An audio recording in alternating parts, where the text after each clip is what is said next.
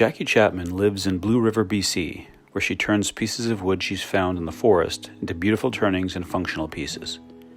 She also uses a few carving, texturing, and finishing techniques to set her work apart from others.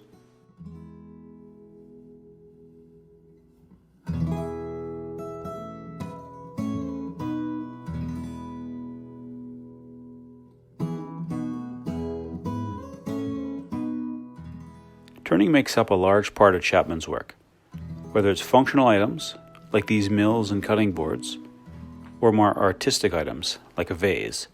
She spends a lot of time on her lathe.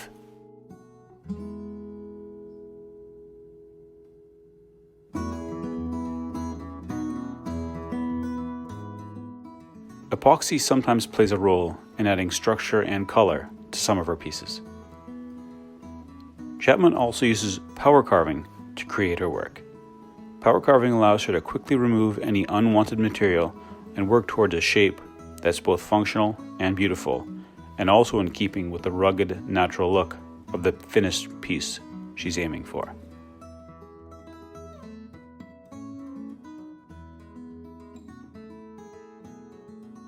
Another way Chapman separates her work from others is with the use of a finishing technique called the yakisugi.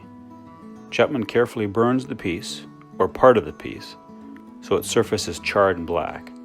She then brushes the soft ash particles off it and applies a finish over the blackened wood. This technique, combined with power carving she does, makes for some impressive work.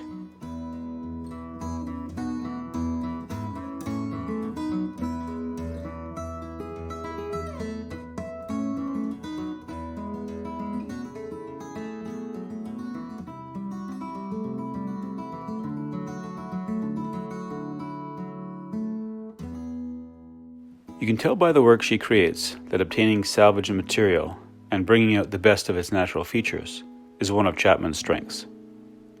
Chapman can often be found exploring the local forests to find dead wood that can be brought back to life. She pays close attention to the grain, color, and shape of found material, and uses that to accentuate the finished piece.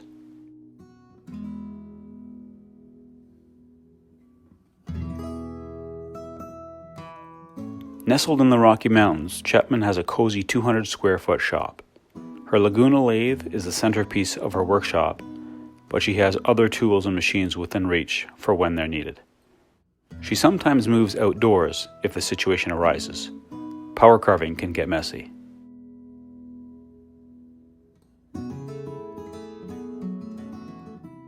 Although her hikes to gather material have her outside a fair bit, she spends much of her downtime outdoors as well.